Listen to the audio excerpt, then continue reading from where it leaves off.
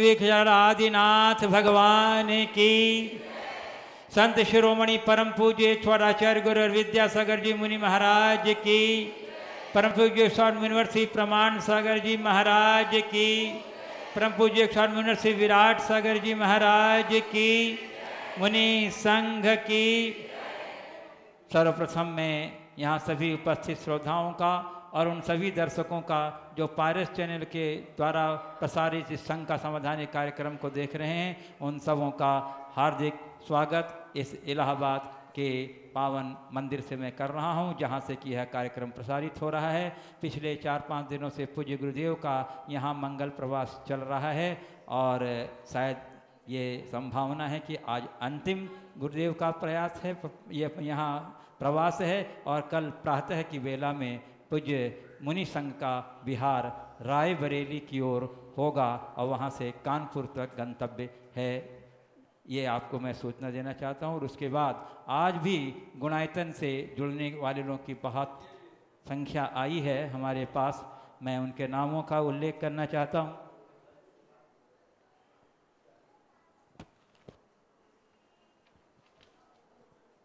श्री राकेश कुमार जी उर्मिला जैन आजमगढ़ निर्माण निधि के रूप में पहले निर्माण निधि वालों का घोषणा कर रहा हूं। Ashok Kumar, Vivek Kumar, Amit Kumar Jain Allahabad, Shri Ajit Kumar Jain, Shrimati Ravi Jain, Nibha Jain, Rahul Jain Rewa, Shri Purandar Neman Dhamange Kolhapur Maharashtra, Shri Sunit Dhanya Kumar Shah Satara Maharashtra, Shri Anup Chand Jain son of doctor Premchand Jain Allahabad, Shri Vinod Jain Allahabad प्रवासी और दिल्ली निवासी, श्रीमती डॉक्टर निधि जैन धर्मपत्नी श्री कृष्ण कुमार जैन पानदड़ीवा, और अभी अभी एक नाम आया है हमारे पास, श्री मधु जैन धर्मपत्नी श्री प्रदीप कुमार जैन कालिंडीपुरम इलाहाबाद। इन सभी महानुभावों ने गुणायतन से निर्माण निधि के रूप में जुड़ने का भाव स्वीकृति दिया है। जोरदार करतल ध्वनि से आप इनका अभिनंदन कर दीजिए।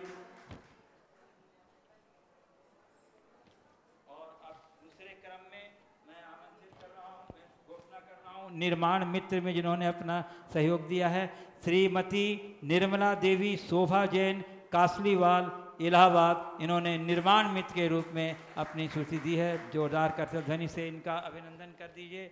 और सूत्रधार के रूप में जुड़े हैं, ऑनलाइन सूचना आई है इनकी, श्रीमती कुसुमलता शाह धर्मपत्नी दिलीप भाई शांतिलाल शाह चिरी स्तुति ख्याति दिलीप भाई शाह अहमदाबाद के रूप में जुड़े हैं। जय कुमार श्री मणि प्रमोद भदौरा ये सूत्रधार के रूप में जुड़े हैं। जोरदार करतल ध्वनि से इनका आनंद लीजिए। और मैं इन्हें आमंत्रित कर रहा हूं कि वे पधारें, गुरुवर के चरणों में श्रीफल भेंट करते हुए आशीर्वाद ग्रहण करें। और श्री कन्हैयालाल जी सेठी जो महामंत्री हैं हमारे गुणायतन के, उन्हें आमंत्रित कर रहा हूं कि वे श्री मणि प्रमोद भदौरा का सम्मान करें गुणायतन की ओर से प्रतीक चिन्ह दे करके। और इसी क्रम में मैं आमंत्रित कर रहा हूं श्रीमती सुधा जैन सिंघई जय कुमार सतना, जो आज के दिन इस अक्षय तृतीया के दिन उन्होंने सूत्रधार के रूप में गुणायतन से जुड़े हैं।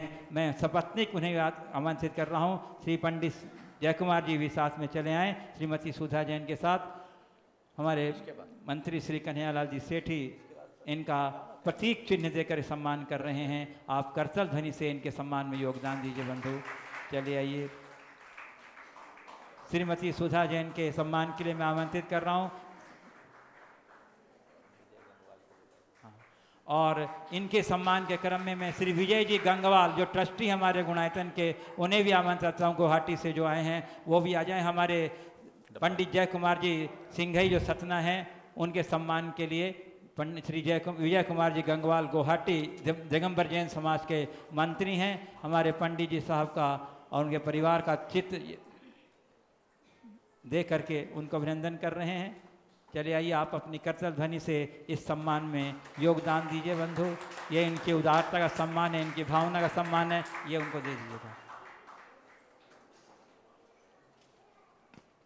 और एक नाम उल्लेख मैं जरूर करना चाहता हूँ कि श्रीमती नीलिमा जैन जो यहाँ इलाहाबाद की हैं, इन्होंने अपने हाथ के 2 स्वर्ण के कंगन गुणायतन के लिए अर्पित किए हैं। जोरदार करताल ध्वनि से आप उनका अभिनंदन कर दीजिए बंधु।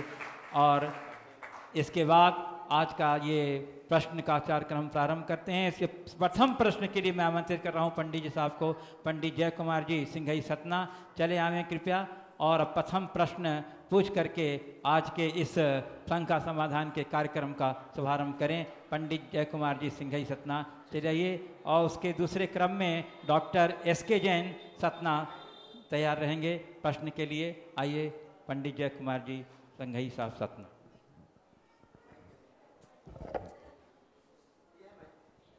नमोस्तु भगवान। भगवान आपसे प्रश्न क्या करूं, आपके दर्शन मात्र से सारे समाधान मिल जाते हैं।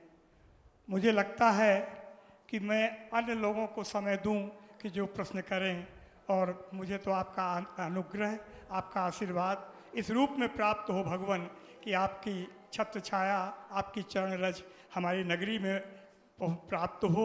सतना नगर में आप धन्य करें। मैं पूरी सतना समाज और सतना के नागरिकों की ओर से आपसे बार बार निवेदन करता हूं भगवान कि हम लोगों को ऐसी कृपा प्रदान करें और पधारें। बस यही हम सबकी वांछा है। नमोस्तु भगवान। विद्वान उसी को कहते हैं जो मौके का फायदा उठा ले। डॉक्टर ऐसे इन्होंने एक बहुत अच्छा काम किया है, इनसे समाज का परिचय होना चाहिए। 24 तीर्थंकरों के दीक्षा वृक्ष और केवल ज्ञान जहाँ हुए, उन पूरे के पूरे वृक्षों के ऊपर इन्होंने एक पुस्तक लिखी। जो सारे वृक्ष जिनके वर्तमान नाम, लैटिन नाम, पुराने नाम, संस्कृत में नाम, अरबी में नाम, फारसी में नाम, विभिन्न भाषाओं में क्या नाम, और न केवल उस पर शोध किया अपितु सतना की गौशाला में 24 तीर्थंकर के बोधि वृक्ष का एक तीर्थंकर उद्यान भी विकसित किया है। उसमें ये पूरा का पूरा सुरक्षित किया है। इन्होंने एक बहुत सराहनीय कार्य किया है। निर्गंध फाउंडेशन से इनकी पुस्तक भी प्रकाशित हुई है। निर्माण निधि में एक नाम घोषणा छूट गई। श्रीमती डॉक्टर निधि जैन, धर्मपत्नी श्री कृष्ण कुमार जैन, पान दरीवा इलाहाबाद। जोरदार करताल ध्वनि से उनका अभिनंदन कर दीजिए। और हमारे डॉक्टर SK जैन साहब।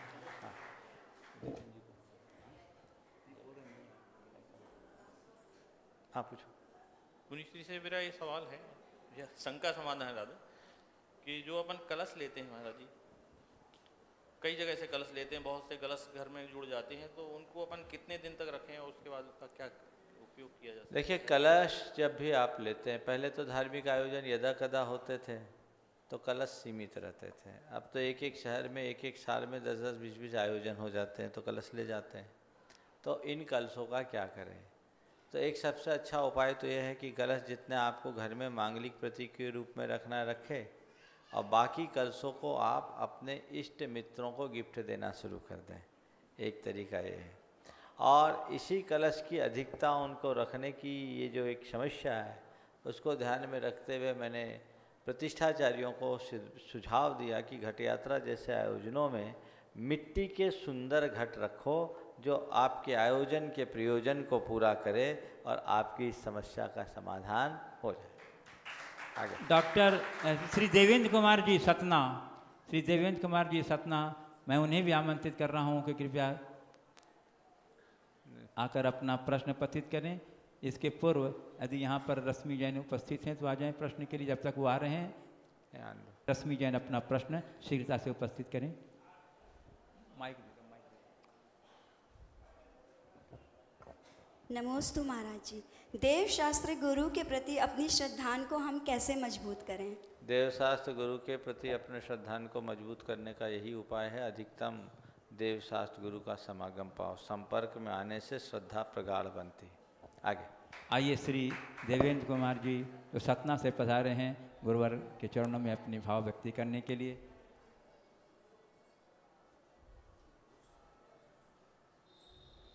और इसके बाद तैयार रहेंगी श्रीमती रत्ना जैन इलाहाबाद और खुशबू जैन इलाहाबाद।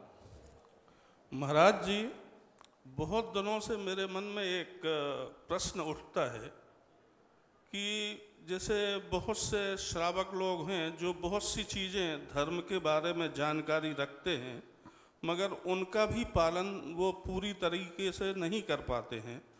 तो ऐसे श्रावकों को ये बहुत जो जैन धर्म के गूढ़ रहस्य हैं बहुत ये जैसे मोक्ष शास्त्र या उसी के समकक्ष जो सूत्र हैं उनके बारे में ज्ञान करने से क्या फायदा होगा? बहुत अच्छा प्रश्न किया आपने।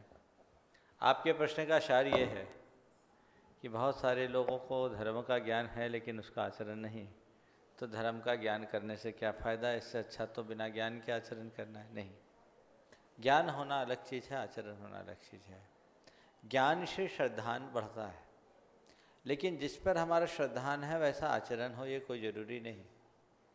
श्रद्धान अलग चीज़ है और आचरण अलग चीज़ है।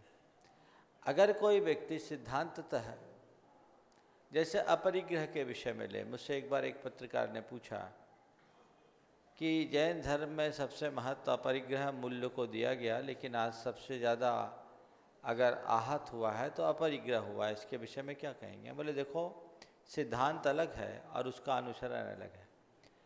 जैन लोग अपरिग्रह को सिद्धांततः पाप मानते हैं, पर व्यवहार में नहीं उतार पाते क्योंकि आज के सारे सामाजिक मूल्य अर्थ प्रधान है। लेकिन फिर भी अपरिग्रह के प्रति पाप होने का जो श्रद्धान है उसका ये नतीजा है कि जैन लोग पैसा कमाते जरूर हैं पर मौका आने पर दोनों हाथों से लुटाते भी हैं, उसके प्रति आसक्त नहीं। अब मैंने जान लिया कि परिग्रह पाप है और फिर भी मैं परिग्रह को समेट रहा हूँ, तो जानने का क्या मतलब? ये एक अर्थ है। लेकिन एक व्यक्ति है जो परिग्रह को पाप मानकर परिग्रह का संचय कर रहा है, और दूसरा व्यक्ति जो परिग्रह को ही अपना मूल साध्य मान करके उसका संचय कर रहा है। जो परिग्रह को पाप मानता है वो कभी भी अपरिग्रह को अपना सकता है, और जिसके लिए परिग्रह ही सर्वस्व है वो 7 जन्म में परिग्रह से मुक्त नहीं पा सकता। तो अज्ञानी व्यक्ति जिसे अपनी आत्मा के कल्याण अकल्याण का ज्ञान ही नहीं, उसके कल्याण की संभावनाएं क्षीण होती है। लेकिन ज्ञानी व्यक्ति यदि कदाचित अपनी दुर्बलतावश जानते हुए भी सच्चे रास्ते को अंगीकार नहीं कर पाता, पाप से पूरी तरह मुक्त नहीं हो पाता, तो भी अंदर से अपने मन से ये तो समझता है मैं गलत कर रहा हूँ। गलती छोड़ो या न छोड़ो, गलत को गलत एहसास करना शुरू कर दो, आज नहीं कल सुधार हो जाएगा। श्रीमती रत्ना जैन, खुशबू जैन, और उसके बाद तैयार रहेंगी बबली कासलीवाल, इलाहाबाद। नमोस्तु गुरुवर। मेरा प्रश्न है, समुद्घात किसे कहते हैं, वह कितने प्रकार के होते हैं? समुद्घात एक विशेष अवस्था का नाम है। कभी कभी हमारी आत्मा के प्रदेश आत्मा से बाहर हो जाते हैं किसी विशेष निमित्त से, तो मूल शरीर को छोड़े बिना आत्मा के प्रदेशों का शरीर से बाहर निकलना समुद्घात कहलाता है। और ये 7 प्रकार का होता है। जैसे कभी किसी को वेदना हो, वेदना की अधिकता में हमारी आत्मा हमारे शरीर से बाहर हो जाती है, उस समय हमारे शरीर के तिगुने प्रमाण हमारे आत्मा के प्रदेश फैलते हैं, एक अंतर मुहूर्त में वापस संकुचित हो जाते हैं। कुछ लोग कहते हैं कि उसमें औषधि तक आत्म प्रदेश चले जाते हैं, ये गप्प है। आगम में ऐसा नहीं है, आगम में तिगुने प्रमाण फैलने का ही विधान है। इसी तरह दूसरा समुद्घात है कषाय समुद्घात। कषाय की अधिकता में आत्मा के प्रदेशों का बाहर हो जाना। जैसे कहते हैं ना, आपे से बाहर है, क्रोध का आवेग आ गया, आपे से बाहर होना, फूला न समाना, फूल के कुप्पा होना, मान में फूल जाना, ये सब क्या है? समुद्घात की परिणतियाँ हैं। फिर तीसरा समुद्घात है वेदना समुद्घात, कषाय समुद्घात। एक है वैक्रिक समुद्घात, जब देव या जिनको विक्रिक शरीर होता है, एक शरीर के अलावा दूसरा शरीर बनाते हैं, तो उनका वैक्रिक समुद्घात होता है। चौथा है आहारक समुद्घात। ये मुनि महाराजों को होता है, जो विशिष्ट रिद्धि संपन्न मुनि महाराज होते हैं, उनके शंका समाधान जैसे कोई विशेष निमित्त से उनके शरीर से निकलता है। तेजस समुद्घात भी मुनियों को होता है, जिनके दाएं और बाएं कंधों से तेजस पुतला निकलता है। एक मारणांतिक समुद्घात होता है, जो मृत्यु से कुछ क्षण पूर्व किन्हीं किन्हीं जीवों को होता है, और उसमें उसके आत्मा के प्रदेश आगामी जन्म स्थान का स्पर्श करके लौट आते हैं, फिर उसका मरण होता है।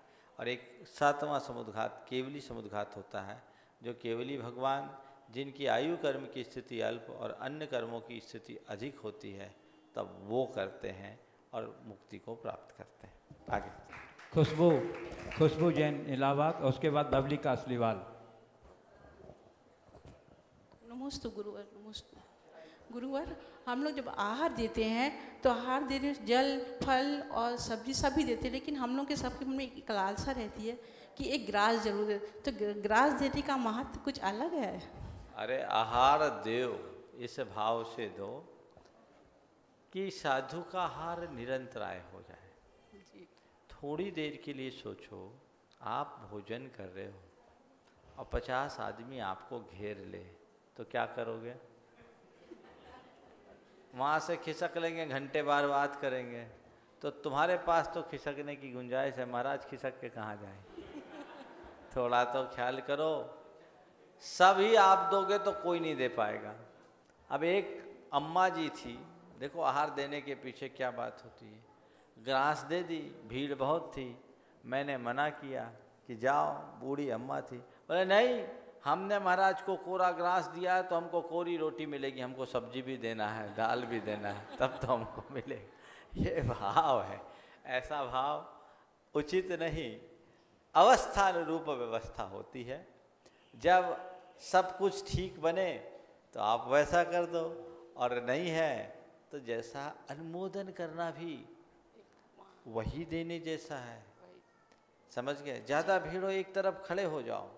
और एक बात बताऊं, जो शांत खड़ा होता है उसको हम लोग बुला के लेते हैं, और जो अड़ जाता है उसको खिसकाते हैं। तो आहार ऐसा दो कि साधु तुमको बुला के ले, ऐसे मत दो जो कहे कि जाओ। समझ गए? चलो। बबली कासलीवाल, और उसके बाद तैयार रहेंगे अखिलेश चंद जैन इलाहाबाद और श्री विजय कुमार जी गंगवाल गुवाहाटी। नमस्ते महाराज जी। महाराज जी, जैसे घर में कोई बीमार है और डॉक्टर ने उसको बोल दिया कि कुछ दिन का उसका समय है, ज़्यादा दिन आयु नहीं है, तो उसके साथ क्या करना चाहिए? या तो उसको परिवार के हिसाब से दवाई पे रखना चाहिए या परिग्रहों का धीरे धीरे त्याग कराना चाहिए? अगर डॉक्टर ने जवाब दे दिया तो अब डॉक्टर पर भरोसा करने की जगह भगवान पर भरोसा करना चाहिए, गुरु पर भरोसा करना चाहिए। लोक तो जा रहा है, पर लोक को बचाने का प्रयास करना चाहिए। उनको लाना चाहिए, संबोधना चाहिए, परिग्रह आदि का त्याग कराना चाहिए। और यदि कोई गुरु का समागम मिल जाए, योग्य व्यक्ति का समागम मिल जाए, तो उनकी आत्मा को संबोधते हुए उनकी समाधि का प्रयास करना चाहिए। उस समय लोक लाज के चक्कर में नहीं पड़ना चाहिए कि अरे तुमने अपने पिताजी का क्या कर लिया, तुमने अपने माँ का क्या कर लिया। सुरेंद्र जी मुझे कल बता रहे थे, उनकी माँ का कितना अच्छा समाधि मरण हुआ। उसमें भी लोगों को एतराज़ हो रहा था कि तुम अपनी माँ को मार दोगे क्या।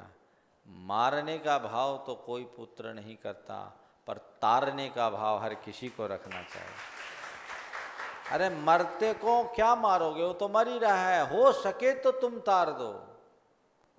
तुम उसे उसकी चिकित्सा के मोह में उसकी आत्मा को मार रहे हो। ऐसा मत करो। उसकी आत्मा के उद्धार का रास्ता प्रशस्त करो। यदि उस जीव के भीतर भाव है तो निश्चित वैसा ही करना चाहिए, और उससे बहुत अंतर आता है। कोशिश करो अस्पताल में किसी का मरण न हो। अगर मरण हो तो गुरु चरणों में हो। भगवान से रोज प्रार्थना करो, हे भगवान मेरा मरण अस्पताल में आहे भरते हुए ना हो, गुरु चरणों में नमोकार जपते हुए हो, बेड़ा पार हो। श्री अखिलेश जी, और उसके बाद श्री विजय कुमार जी गंगवाल, मंत्री दिगंबर जैन समाज गुवाहाटी, और उसके बाद वीरेंद्र कुमारी जैन, एक्सिक्यूटिव इंजीनियर PWD महाराज श्री वाराणसी। के चरणों में नमोस्तु नमोस्तु। मेरा प्रश्न महाराज जी है, कभी कभी हमारे मन में किसी के प्रति देश की गहरी गांठ बन जाती है। अपने मन को उसको प्रति सरल बनाने के लिए हमें क्या करना चाहिए? निश्चित, बहुत अच्छा प्रश्न किया आपने। जिसके प्रति देश की गहरी गांठ बन जाए, उसके प्रति मन को सरल बनाने के लिए क्या करें? गांठ बनती है ना, तो गांठ के लिए क्या करते हैं आप? खोलते हैं। गांठ बनने के बाद क्या करते हैं? गांठ को खोलते हैं। और गांठ अगर नहीं खुलती दिखती तो क्या करते हैं? गांठ को काट देते हैं, है ना। रस्सी में गांठ पड़ने से रस्सी काम की नहीं रहती। तो गांठ बनने पर गांठ को खोलने का प्रयास करते हैं, और गांठ खोलने के बाद भी यदि गांठ न खुले तो गांठ को काट देते हैं। यदि किसी व्यक्ति के प्रति आपके मन में कोई द्वेष की गांठ बन गई तो पहला प्रयास करो कि आपस में समझौता करके उस गांठ को खोले। किसी भी यत्न से गांठ खोले, उससे जाकर के वास्तविकता को प्रकट करें। अपनी ओर से कोई गलतफहमी है तो उसे दूर करें, सामने वाले के मन में कोई गलतफहमी है तो उसे दूर करें, और जाकर एकदम खुले हृदय से जाकर कहें कि भाई दूसरों के कहने के कारण मैंने ऐसा कर लिया, गलतफहमी का शिकार होकर के मैंने ऐसा कर लिया, अपने नकारात्मक चिंतन के कारण मैंने ऐसा कर लिया, पूर्वाग्रह से प्रेरित होकर मैंने ऐसा कर लिया, लेकिन बाद में मैंने जब विचार किया तो मुझे लगा मैं गलत था, तुम सही थे भाई, तुम्हारे प्रति मेरे मन में दुर्भावना आई, उसके लिए मुझे क्षमा करो। अब मेरे हृदय में तुम्हारे प्रति कोई गांठ नहीं है। यदि ये हो गया मामला ही ठीक। लेकिन कुछ गांठें ऐसी होती है जो खुलती नहीं, तो खुलती नहीं तो क्या करते, काट देते हैं। इसके बाद भी अगर ना हो सामने वाले का मन तैयार, तो जिस निमित्त से आपके मन में गांठ हुई उस निमित्त को ही अपने फाइल से बाहर कर दो।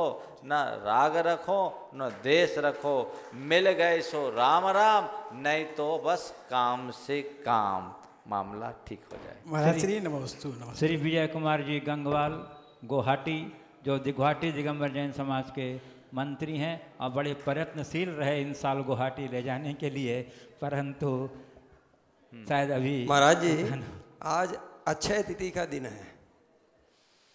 आदिनाथ भगवान को 6 महीने तक आहार नहीं हुआ, उसको अंतराय कर्म का बंध बताया गया, और जिन्होंने आहार नहीं दे पाए उसको किस कर्म का बंध का, इसकी जानकारी विस्तार पूर्वक दें। देखिए निश्चित आचार्य आदिनाथ भगवान के अंतराय कर्म का उदय था, बंद तो उनने अतीत जन्म में किया, और उनके अंतराय कर्म का उदय होने के कारण उन्हें आहार नहीं मिला। अंतराय किसे कहते हैं, जो चाहते हुए भी न होने दे। तो आदिनाथ भगवान के अंतराय कर्म का उदय था, इसलिए उनको मिला नहीं, वो भोगांतराय कर्म का उदय था, लाभांतराय कर्म का उदय था, इसलिए लाभ जैसा वो चाहते थे वैसा लाभ नहीं मिल रहा था। और देने वालों को दानांतराय कर्म का उदय था। आपको देना है तो लेने वाला होगा तभी, समझ गए, तो परस्पर संयोग है। तो अब आप सवाल ये करोगे कि आदिनाथ भगवान ने तो मूषिका बांध करके ये किया, और लोगों ने क्या किया। अरे आदिनाथ भगवान ने तो थोड़ी देर के लिए मूषिका बांधी तो ये फल मिला अकेले को, और तीर्थंकर होने के बाद भी इतना ही रिड्यूस कर पाए। और लोग तो 24 घंटे अंतराय बांधते रहते एक दूसरे के कार्यों में रोड़ा अटका कर, वो सब उदय में आ गया। और उनका भी उदय में था, इनका भी उदय में था, और जब समय सुधरा दोनों का समीकरण बन गया। इधर राजा श्रेयांश का भाग्य जगा और इस धरती पर दान तीर्थ की प्रवृत्ति हो गई, आदिनाथ भगवान को आहार हो गया। नमस्कार। Shri Virendra Kumar ji Jain, executive engineer PW Varanasi, और उसके बाद तैयार रहेंगी श्रीमती मणि भदौरा। नमस्ते गुरुवर। मेरी जिज्ञासा ये है कि तीर्थंकर भगवान जब दीक्षा लेते हैं तो लोकांतिक देव उनको संबोधन के लिए आते हैं, तीर्थंकर भगवान को संबोधन की क्या आवश्यकता है? ये आते समय दीक्षा के काल में लौकांतिक देव भगवान को संबोधने नहीं आते हैं, भगवान के सत्संकल्प की सराहना करने आते हैं। हे भगवान, इस असार संसार की वास्तविकता को पहचान कर आपने विरक्ति का जो मार्ग अपनाया है वह यथार्थ है, आपका निर्णय बिल्कुल सही है, आप धन्य हो भगवान, आप धन्य हो, आपकी जय हो, ये बोल कर जाते हैं। चलिए श्रीमती मणि भदौरा, और उसके बाद तैयार रहेंगी श्रीमती रिंकी जैन, प्रमोद कुमार जैन अल्लाहपुर, श्रीमती मीना जैन अल्लाहपुर इलाहाबाद। नवग्रह विधान पूजा आदि करना चाहिए कि नहीं करना चाहिए, और 9 ग्रहों का हमारे जीवन में क्या प्रभाव इसका उत्तर मैं अनेक बार दे दिया हूँ।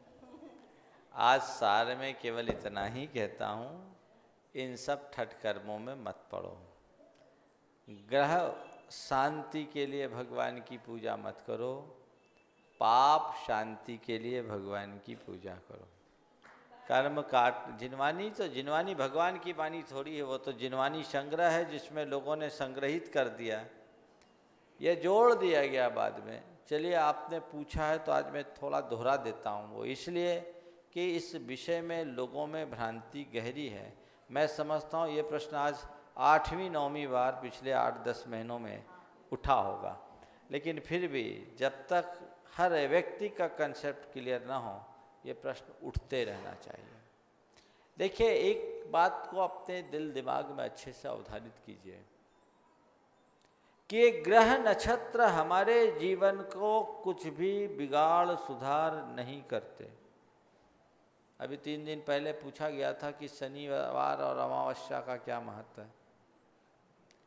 क्या है ग्रह नक्षत्र का रोल, इसको समझिए। ग्रह नक्षत्र न हमारा बिगाड़ करते न सुधार, तो महाराज क्या ज्योतिष गलत है? ज्योतिष गलत नहीं है, ज्योतिष की समझ गलत है।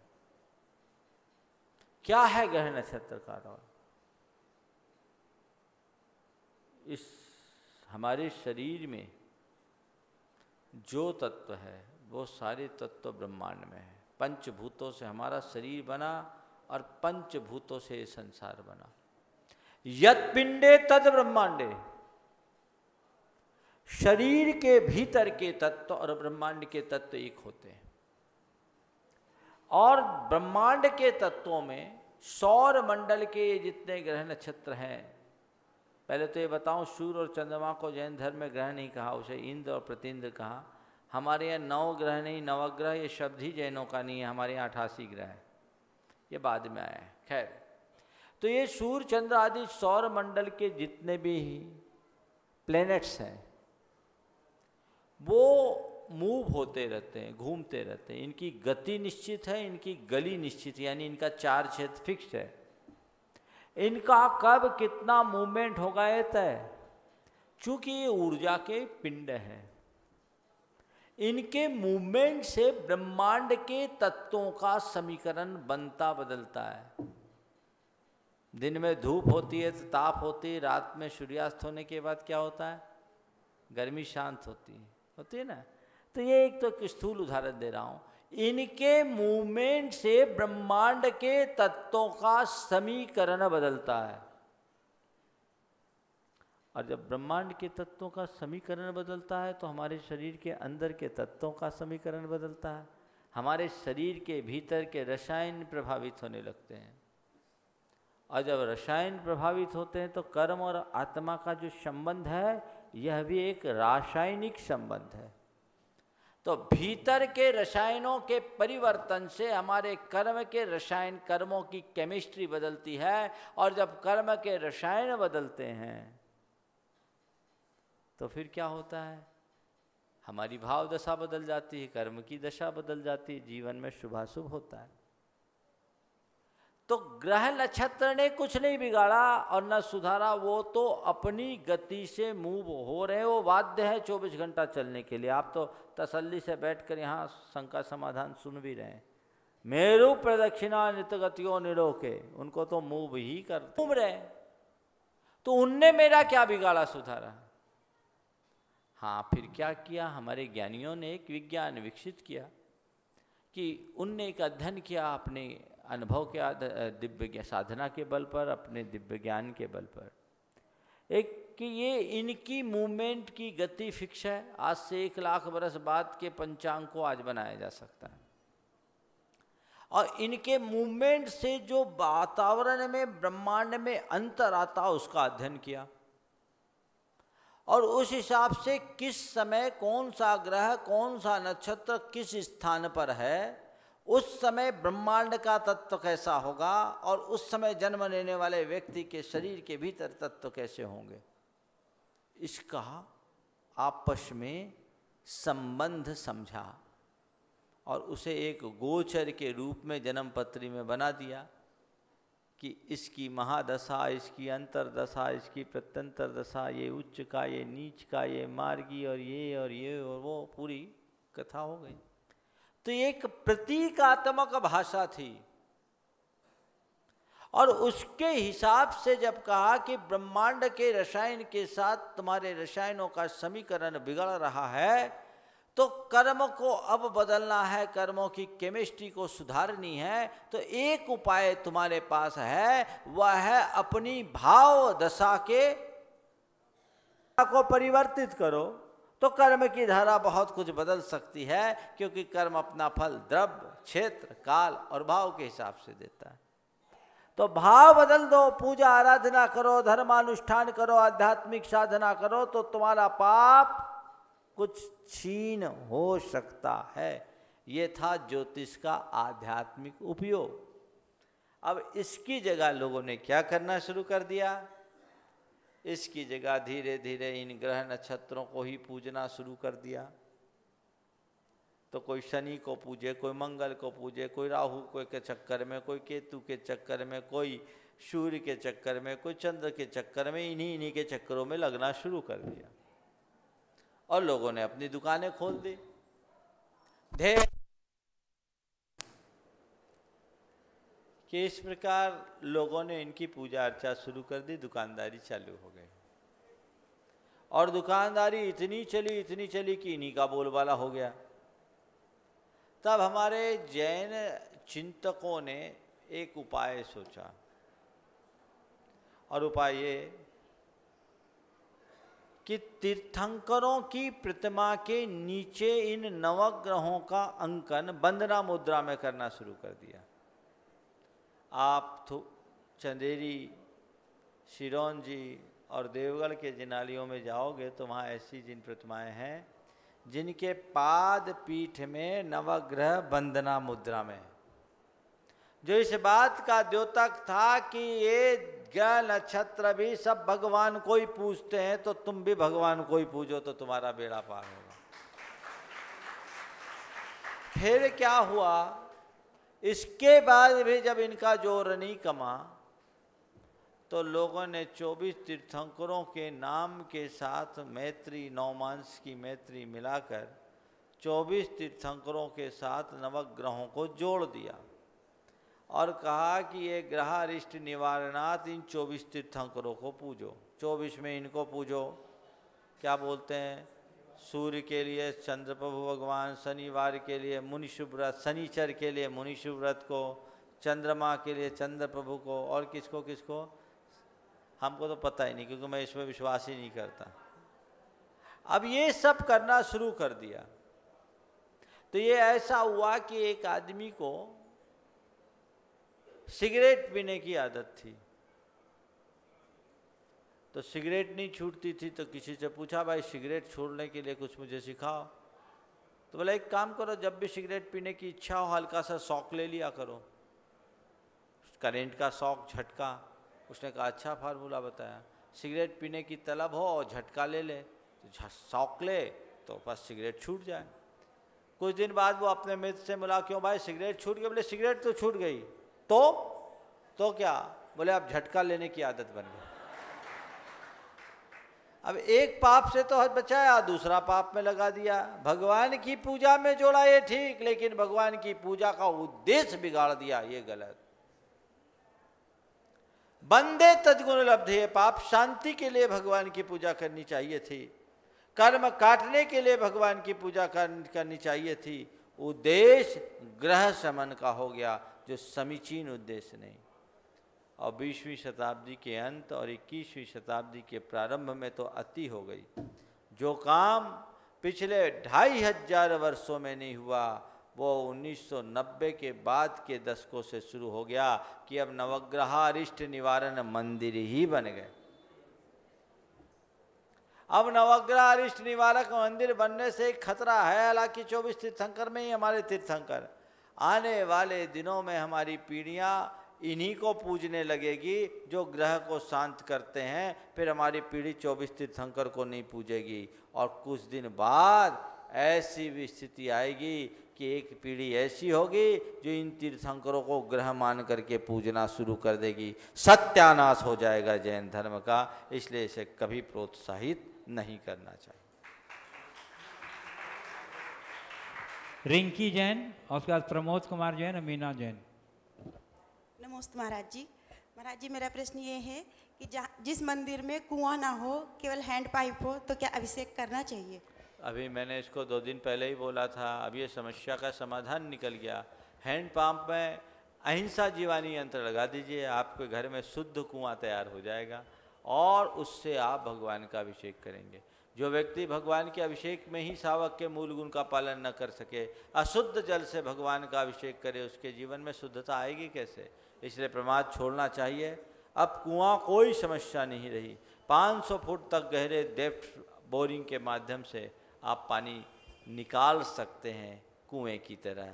वो कुआं आप 6 इंच का कुआं बना लीजिए, 8 इंच का कुआं बना लीजिए, आपका काम हो जाएगा। आइए श्री प्रमोद कुमार जैन अल्लाहपुर और उसके बाद श्रीमती मीना जैन।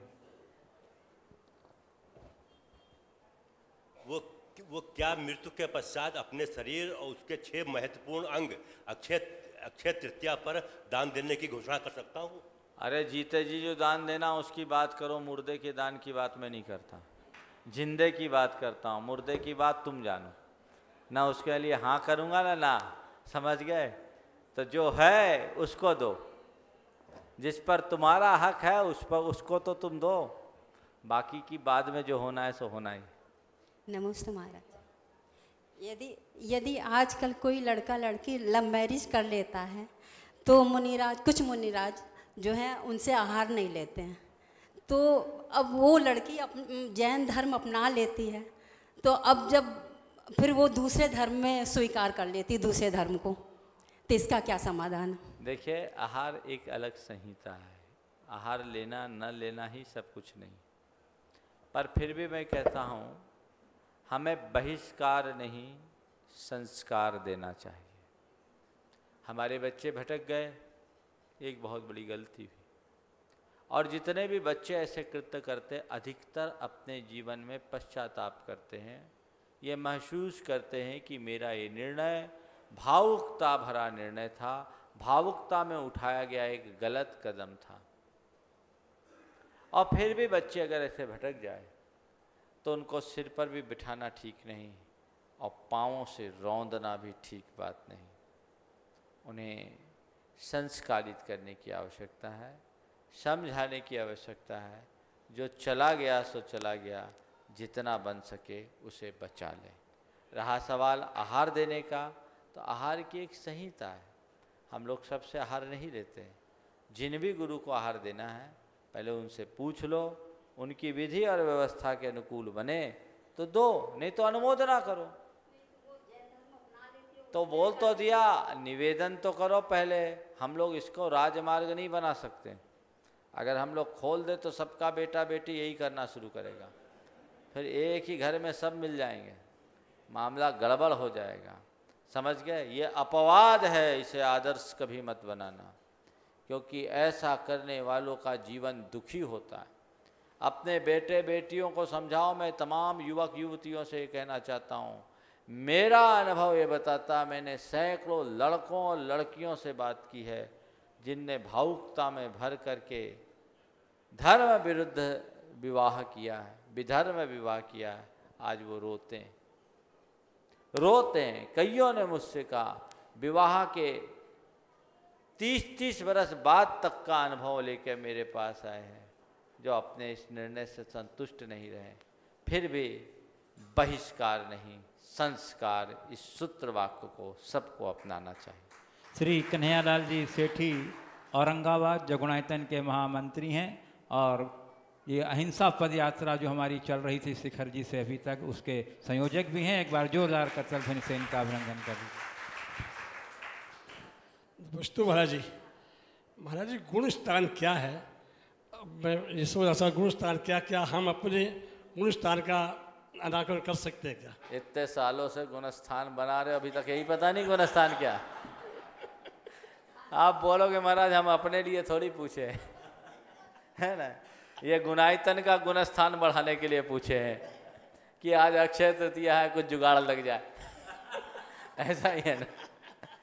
देखो, गुणस्थान हमारे भावों को मापने का पैमाना है, और गुणस्थान क्या है, इसका स्वरूप क्या है, इसे कैसे सरलता से जाने है, तो ये आगम का विषय और शास्त्रों में पढ़ते समय बड़ा गूढ़ लगता है।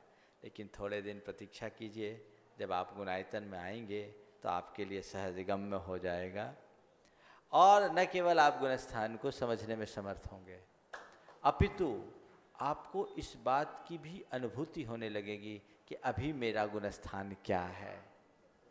गुणायतन बनने के बाद बच्चे बच्चियां आपस में चर्चा करेंगे, ए तू मिथ्या दृष्टि हो गया, सम्यक दृष्टि बनना है तो इधर रह। ये एक बहुत बड़ी उपलब्धि होगी। पोथियों की बातों को पलों में समझाने का मनोभाव ही गुणस्थान के लिए हुआ। और ये गूढ़ विषय है। मुझसे एक व्यक्ति ने पूछा, एक विद्वान ने पूछा, महाराज जी सम्मेद शिखर जी में आप कुछ भी कर सकते थे, आधुनिक टेक्नोलॉजी के माध्यम से और भी कोई कार्यक्रम चला सकते थे, गुणस्थान जैसे विषय को ही क्यों चुना? जो नितांत भावात्मक विषय है उसे आप क्रियात्मक रूप में कैसे प्ररूपित करेंगे? मैंने कहा कि जब मैं पढ़ता था तो गुणस्थान का विषय लगता था कि बड़ा गूढ़ है, और जब मैं पढ़ाता था तो भी मुझे लगता था, पढ़ने वाले हमेशा कहते थे इसे और स्पष्ट करे और स्पष्ट करे, और सारा आगम गुणस्थानों पर विवेचित है। तो मैंने सोचा इसे ही एक चुनौती के रूप में स्वीकार किया जाए और इस तरीके से प्रस्तुत किया जाए कि गुणस्थान जन जन के परिचय का विषय बन जाए, और हर व्यक्ति गुणस्थानों के माध्यम से जैन धर्म के मर्म को जान सके, अपने जीवन के मर्म को जान सके। आदरणीय किरण दीदी, आदरणीय किरण दीदी, जल्दी जल्दी, और उसके बाद आदरणीय विभा दीदी, दोनों क्वेश्चन 15 मिनट। नमोस्तु गुरुदेव। कल विषय आया था आपके प्रवचन में कि शरीर के विकास में, मनुष्य के शरीर के विकास में अथवा किसी भी प्राणी के शरीर के विकास में परिशातन और संघातन की क्रिया प्रमुख होती है। यदि यही क्रिया प्रमुख मानी जाए तो फिर आयु कर्म और भोजन पाने का क्या व्यक्तित्व के विकास में भूमिका रह जाती है? देखिए, आयु कर्म तो अंतरंग कारण है, और भोजन और संघातन परिशातन बहिरंग कारण है।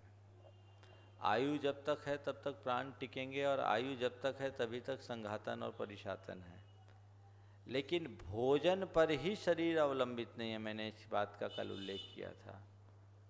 100 दिन व्यक्ति बिना भोजन के रह सकता है, लेकिन एक समय बिना पुद्गल परमाणुओं के ग्रहण के नहीं रह सकता। हमारा ये शरीर आयु तो उसको टिकाए है, मेंटेन किसके बल पर है? वो पुद्गल परमाणुओं के बल पर है। यदि पुद्गल परमाणुओं का ग्रहण एक समय के लिए भी रुक जाए तो इस जीव का शरीर वहीं बिखर जाए। तो ये संघातन परिशातन कृति बहिरंग कारणों में मुख्य है। थोड़ा सा इसी से संबंधित, फिर वृद्धावस्था में परिशातन अथवा संघातन की क्रिया में बैलेंस सही नहीं रहने से शिथिलता आती है, तो इसमें क्या कारण रहता है अंतरंग? ये एक स्वाभाविक कारण है। हर जीव के साथ ही क्रियाएं होती है। अवस्था बढ़ते बढ़ते बढ़ते बढ़ते स्वभावतः उसकी शक्तियां छीन हो जाती है। इसके पीछे योग शक्ति भी एक कारण बनती है, और शास्त्र की भाषा में कहें तो जो प्राण शक्ति है, प्राण धारा, वो प्रभावित होती है। पर्याप्तियाँ भी इसमें अपना कोई स्थान रखती है। ये इससे जुड़े भी। बहुत अच्छा, नमस्ते। आदरणीय विभा दीदी। नमस्ते महाराज श्री। महाराज श्री, आपकी दीक्षा स्थली सोनागी जिस क्षेत्र पर है, लेकिन अभी तक आप गए नहीं जब से दीक्षा हुई। लेकिन आपका चातुर्मास कब होगा, ऐसा मुझे बता सकते हैं क्या? आपको पता नहीं, मैं गया हूँ दीक्षा के बाद भी वहाँ एक बार गया। 2003 में वहाँ 4 दिन रुका हूँ, इसलिए धारणा बदल दो कि दीक्षा के बाद गया नहीं। और आपका चातुर्मास कब होगा? जब हमारे गुरुदेव चाहेंगे तब होगा, उसमें क्या बात होगी। चलिए। श्री सिद्धार्थ कुमार जैन और श्री संजय कुमार जैन, जेई खतौली वाले, आ जाइए सीधा।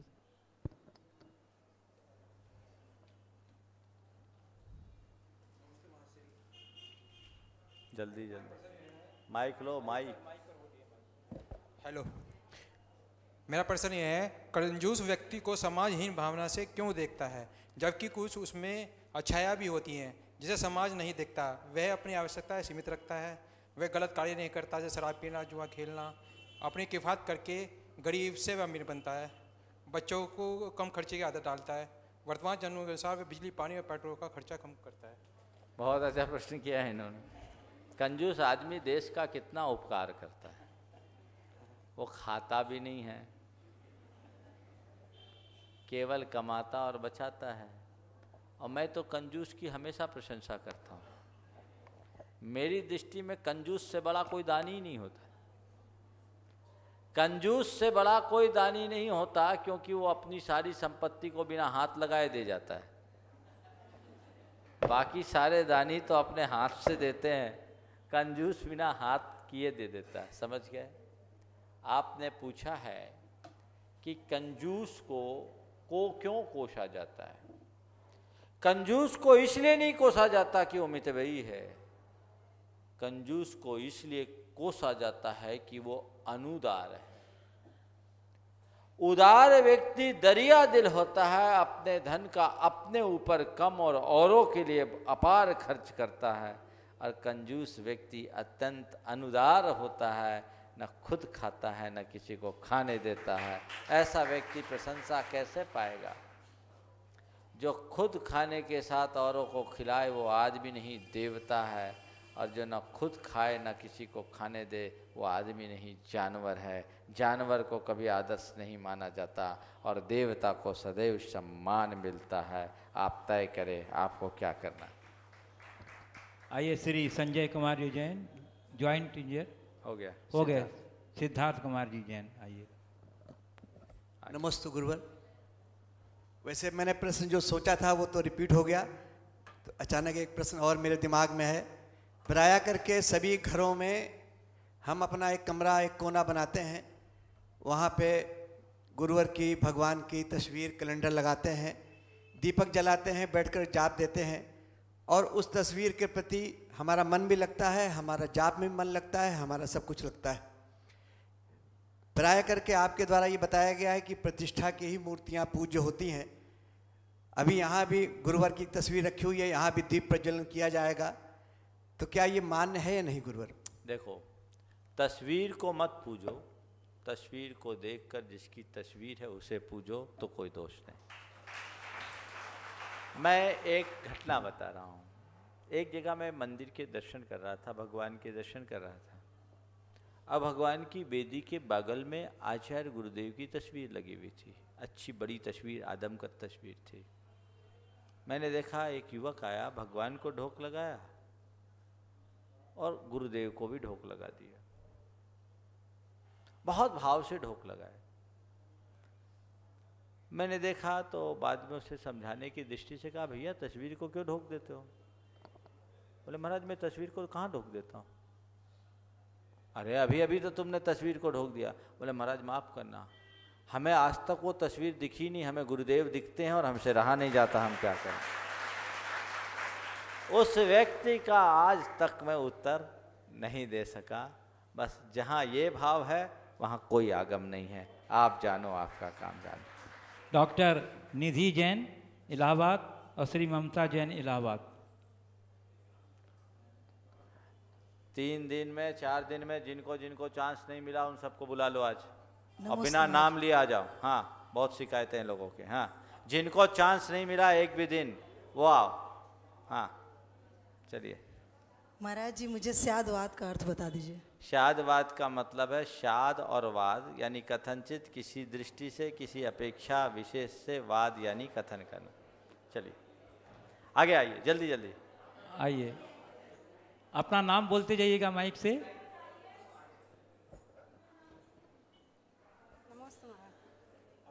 आइए। ममता जैन। हाँ। भगवान महावीर के साथ में कितने राजाओं ने दीक्षा ली थी? भगवान महावीर ने अकेले दीक्षा ली थी। चलिए, हाँ अकेले, उनके साथ और कोई दीक्षित नहीं हुए थे। शोर नहीं। हाँ नमस्ते। जिन सहस्त्र नाम का हमारे हाँ जाप पूजा स्तुति करने का हमारे जीवन में क्या महत्व है? आपने बहुत अच्छा प्रश्न किया है। जिन सहस्त्र नाम का हमारे जाप पूजन स्तुति में क्या महत्व है। हमारे आचार्यों ने सहस्रनाम पूजा को भगवान की परिपूर्ण पूजा कहा। जितनी भी महापूजाएं होती है उनमें सहस्रनाम का कहीं न कहीं से समावेश होता ही है, चाहे सिद्ध चक्र पूजा हो, चाहे कल्पद्रुम पूजा हो, चाहे अन्य कोई पूजाएं। भगवान के कल्याणकों में खासकर जन्म कल्याणक के काल में जब इंद्र भगवान की स्तुति करता है तो सहस्रनामों से स्तुति करता है। तो सहस्र नाम यानी उनके समग्र नामों का स्तवन करना, ये सहस्र नाम पूजा है। और आचार्य जिनसेन ने सहस्र नाम पूजा के महात्म को निरूपित करते हुए लिखा कि जो इस स्तोत्र का नित्य पाठ करता है वो अपने दुख, दारिद्र्य और दुर्गति का निवारण करके परमोत्तम गति को प्राप्त कर लेता है। इसलिए भगवान का नामस्मरण हमारे निधत्ति निकाचित कर्म के क्षय का भी कारण बनता है, इसलिए करना चाहिए। सहस्र नाम हमारे मन के समाधान का एक श्रेष्ठ साधन। आगे। नमोस्तु महाराज जी। महाराज जी, जब कभी हमें किसी माता जी या महाराज जी का सानिध्य प्राप्त होता है तो उनमें हमें किसी माता जी या महाराज जी से विशेष अनुराग हो जाता है सभी में, तो इसमें क्या हमें कोई दोष है? महाराज माता जी के सानिध्य मिलने के बाद उनसे कुछ विशेष अनुराग हो जाता है तो इसमें कोई दोष है? महाराज और माता जी से अनुराग होने में दोष नहीं है, लेकिन एक का अनुराग इतना हो जाए कि दूसरों के पास ही न जाओ तो दोष है। समझ गए? चलो नमस्ते महाराज। नमोस्तु महाराज जी। महाराज जी, मेरा प्रश्न है पंचम काल का आश्चर्य क्या है? पंचम काल का आश्चर्य क्या है? कले कालो चले चित्ते देहा देहे चानादि कीटके एतत् चित्रम यदत् संति जिन रूप धरा नरा। किसी आचार्य से किसी युग में पूछा गया, संभवतः यह आसाधर जी की उक्ति है कि इस युग में आश्चर्य क्या है? बोले कली काल में जब चित्त चलायमान है, शरीर अन्न का कीड़ा है, ये महान आश्चर्य का विषय है कि ऐसे खोटे काल में भी जिन रूप को धारण करने वाले मुनि महाराज है। तो पंचम काल का आश्चर्य दिगंबर मुनि होना, दिगंबरत्व को धारण करना और शुद्ध चर्या को पालना। चलिए नेक्स्ट। नमस्ते महाराज जी। स्त्रियां मोक्ष क्यों नहीं जाती हैं? स्त्रियां मोक्ष क्यों नहीं जाती? सब पुरुष मोक्ष चले जाते क्या? बोलो, सब पुरुष मोक्ष जाते हैं? ना मोक्ष पुरुष जाता है ना स्त्री जाती, मोक्ष वीतरागी जाता है। कौन जाता है? तो जो वीतरागी बनता है वो मोक्ष जाता है, और वीतरागी बनने के लिए बाहर भीतर से निर्गंथ होना पड़ता है। निर्गंथ वही हो पाता है जो दिगंबर होता है। स्त्रियों के पास ये सुविधा नहीं है, तो स्त्रियों के लिए उनका स्त्रीपना मोक्ष में बाधक नहीं है, उनका जो राग है वो मोक्ष में बाधक है। इसलिए भगवान से जब जाओ तो अपने स्त्रीपने से छूटने की बात मत करो, भगवान के पास जाओ तो संसार से छूटने की प्रार्थना करो, राग से मुक्त होने की प्रार्थना करो। अपना अपना नाम बोलते जाओ। अलका जैन। नमस्ते महाराज जी। महाराज जी, मेरा प्रश्न ये है कि गृहस्थ में रहते हुए और हम अपने धर्म को कैसे निभाएं? बस गृहस्थोचित कर्तव्यों का पालन करते रहो। 3 दिन का प्रवचन इसी पे हुआ, आगे चले। हाँ, समय को देखते हुए बस इधर समय हो गया। नमस्ते महाराज जी। हाँ। मुनीन्द्र कुमार जैन। शुभ कर्मों का फल भोगने में क्या सावधानी बरतनी चाहिए? शुभ कर्मों का फल भोगने में अपनी आंखें खोल के रखना चाहिए, उसमें प्राय अंधा हो जाता है। आँख खोल के रखोगे तो कोई गड़बड़ नहीं होगा। चलो, अभी होलसेल माल है, फटाफट करो। नमोस्तु महाराज जी। नमोस्तु महाराज जी। नमोस्तु। पूजा करने में अगर जो अक्षरों की गलती हो जाती है महाराज जी, तो उसमें कुछ फल मिलता है कि नहीं? अंत में भगवान से प्रार्थना करते ही हो, बिन जाने व जानते रही टूट जो कोई, तुम प्रसाद ते परम गुरु सब गुण। नमोस्तु महाराज। आइए नेक्स्ट, जल्दी जल्दी अपना नाम बोल के आइए। थोड़ा शीघ्रता, बस अब बंद कर दो। हाँ, नमोस्तु महाराज जी। मैं ये क्वेश्चन करना चाहती हूँ महाराज जी, जाप तो करते हैं माला से भी और हाथ से भी, सही रूप से किस उंगली से हाथ से जाप करें? जिसमें मन लगे उससे करो, सबसे कोई हर्जा नहीं है महाराज जी। कर का मन का छाड़ के मन का कर का फिर। और महाराज जी 108 अब बस एक ही एक, चलो एक मिनट रुकिए। श्रीमती लता गंगवाल, एक मिनट आ जाइए, एक मिनट। श्रीमती लता गंगवाल, जल्दी जल्दी आओ। हाँ हाँ हाँ, करो जल्दी जल्दी करो, चलो आओ। नमस्ते महाराज जी, मैं रेखा जैन। महाराज जी, प्रत्यनारायण की विशेषता क्या है? प्रतिनारायण की विशेषता यही है कि पूर्व में बैर बांध कर आता है और बैर के वशीभूत होकर नरक का पात्र बनता है। समझ गए? वो यही उसकी संक्षिप्त विशेषता। हाँ, मैं सुरेंद्र जी ट्रस्टी, जो सुरेंद्र कुमार जी ट्रस्टी हैं, वो प्रश्न के लिए आमंत्रित कर रहा हूँ। आइए सुरेंद्र जी। मेरा नाम अर्चना जैन है। भगवान महावीर भगवान को कौन से वन में दीक्षा ग्रहण की थी? भगवान महावीर ने कौन से वन में दीक्षा ली, वो थोड़ा देखना पड़ेगा। हाँ, पावा नगरोद्यान नहीं, सहेतुक वन में ली है। कुलू ग्राम में उनका आहार हुआ है, थोड़ा देखना पड़ेगा, मुझे स्मरण नहीं। भगवान को उपचार कैसे हुआ था? इसका कोई प्रमाण नहीं है। आगे चलो।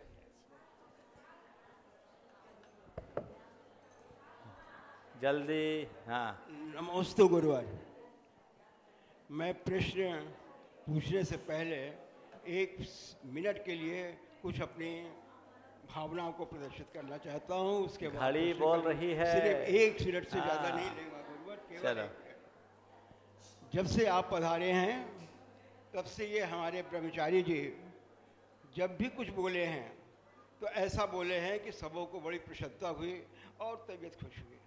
और पता नहीं आज इन्हें क्या हो गया। हाँ, कि एकदम से अचानक ऐसी बातें बोल दी जिससे कि आंखें गीली हो गई।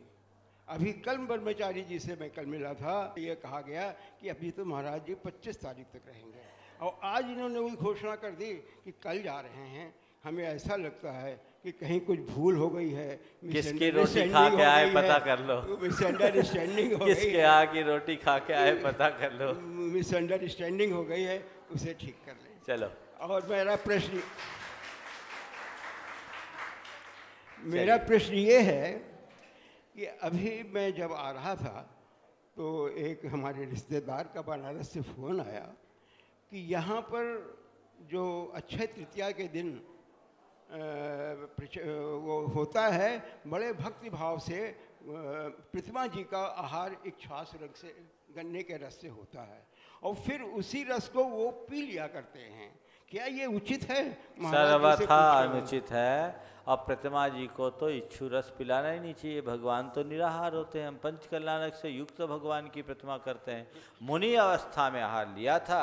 मंदिर में मुनिराज की स्थापना नहीं है, भगवान की स्थापना है, इसलिए ये उचित परंपरा नहीं है, सर्वथा आगम विरुद्ध है। अब वो कैसे करते हैं, किनकी प्रेरणा से कहते हैं, मैं ये नहीं कहता, लेकिन आगम तो इसका कहीं से समर्थन नहीं देता। चलिए, आज का समय शेष हो गया। जो लोग रह गए हैं वे